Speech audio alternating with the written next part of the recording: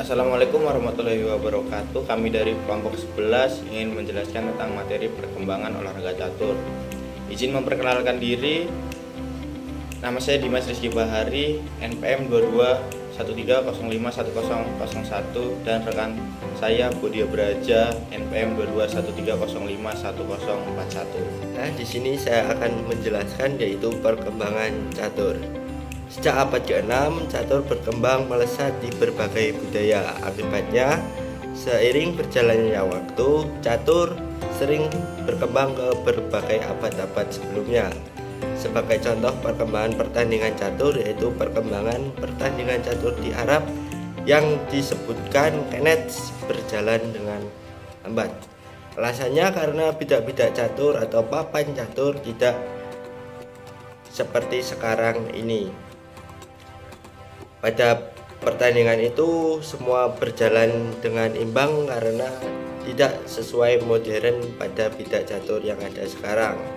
Pada abad ke-15, sosok yang menegaskan perkembangan catur adalah Luca Paciol, matematikawan yang mengeluarkan karya-karya catur dan memodifikasi pertandingan-pertandingan catur atau perkembangan catur hingga saat ini. Ya, akhirnya menjadi sosok yang penting yang memajukan perkembangan catur hingga saat ini. Dengan demikian, alasan catur bisa bertahan dan populer sampai saat ini salah satunya adalah menjadi tentang sensasi bermain catur dan juga sejarahnya. Aturan permainan catur. Yang pertama yaitu permainan catur awal. Nah, permainan catur awal ini menggunakan sebuah papan persegi yang berwarna hitam putih dengan ukuran 8x8 yang terdiri dari 64 kotak. Terdapat sekelompok buah catur yang berjumlah 16, yakni yang terdiri dari 8 bidak, 7 perwira, dan 1 raja untuk setiap permainan. Sebagai salah satu permainan strategi dalam sejarah catur telah mengalami perkembangan yang signifikan dari waktu ke waktu catur. Pada tahun 1883, Thomas Bragg Wilson memperkenalkan pengaturan waktu yang disebut dengan jam catur. Nah, jam catur ini terdiri 2 set jam yang berdurasikan setiap 1 jamnya itu untuk 15 langkah. Jam ini digunakan pertama kali pada turnamen di London pada tahun 1883. Itu asal usul nama. Di Persia dan di dunia Arab yang lebih luas, permainan ini berkembang menjadi nama satranj, kemudian menjadi catur di Eropa. Permainan ini dilakukan dengan saling menghabisi dengan memakan seluruh pion lawan hingga hanya meninggalkan raja. Selanjutnya yaitu papan catur. Papan catur ini dalam permainan ini kedua pemain dihadapkan dengan papan yang berisikan 64 kotak yang lebih kecil dengan 8 kotak di setiap sisi. Proses permainan ini dimulai dengan masing-masing pemain melakukan 16 bagian. Selanjutnya yaitu pion. Pion ini merupakan sebuah yang paling lemah dan memiliki nilai 1 poin. Pada langkah pertamanya, pion dapat bergerak maju 1 atau 2 petak. Jika pion sudah melangkah, maka pion hanya boleh melangkah maju 1 petak dalam 1 kali langkah. Itu strategi dalam permainan catur. Yang pertama yaitu pemanfaatan bidak. Strategi Italian game cenderung mengarah pada posisi yang terbuka dan membuat permainan catur lebih agresif, namun menjadikan permainan itu sangat menyenangkan. Pembukaan ini masih dimainkan di semua level, cukup populer di kalangan pemain klub maupun pemain internasional. Selanjutnya yaitu pergerakan ratu. Menteri atau bisa disebut ratu atau ster dalam catur adalah buah catur yang posisinya sangat kuat yang dapat bergerak secara vertikal, horizontal ataupun diagonal di segala arah. Selanjutnya yaitu pergerakan raja. raja adalah buah catur yang berharga dalam permainan catur.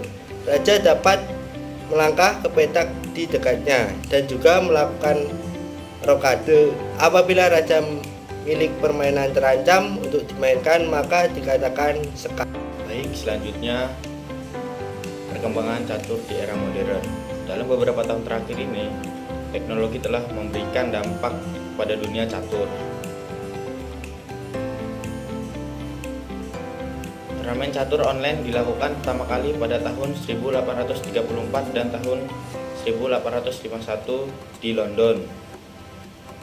Di London ini menggunakan batas waktu. Dalam catatan pertandingan, seorang pemain terkadang menghabiskan waktu hingga berjam-jam untuk menganalisa satu langkah. Tapi di turnamen catur London, seorang pecatur hanya diperbolehkan menghabiskan waktu 2 jam 20 menit untuk mengambil satu langkah. Pada perkembangannya, mulai diperkenalkan catur cepat, catur 5 menit. Namun yang populer adalah aturan 2 jam bagi setiap pecatur untuk melangkah sebanyak 30 kali. Pada varian akhir, seorang pemain yang gagal memenuhi kewajiban itu akan mendapatkan penalti. Di tahun 1861, turnamen catur dengan pembatasan waktu mulai dimainkan di Bristol, Inggris. Alat waktu yang digunakan adalah jam pasir.